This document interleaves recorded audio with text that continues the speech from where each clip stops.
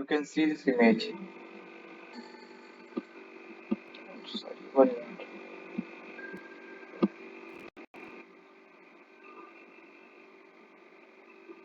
You can see this image, right? As I said, your relation table is on the form of rows and column, right? This is kind of Excel sheet kind of structure. But in a NoSQL, you have a key value, right? And this key value table internally they arrange in the form of rows and means in the form of graph. Okay, in the form of graph, your data are saved.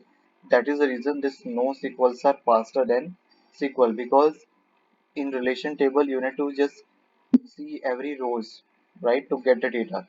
Here in the form of graph you can easily get the data very quickly, right? Internally this is saved in the form of graph. Column of data we save, column data. Okay, so this is the example. Column data means this key will be saved in like one column and then value will be on the respective column, all the values. So there is no like a relation table here. There is no like a rows and column here. Here we have a key and value. Okay, so this is called a NoSQL database.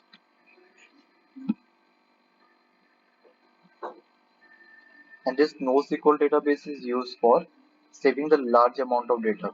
So like in AWS cloud, you have a this Redshift, right? That is called NoSQL. In Azure also you can have a MariaDB is NoSQL. Google we have a this Cloud Spanner or Firestore is a like a NoSQL.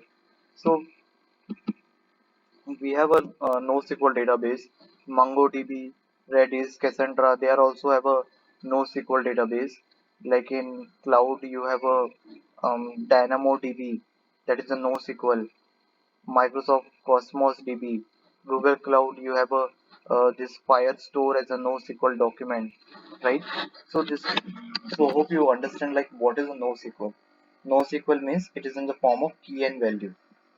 How this, how it looks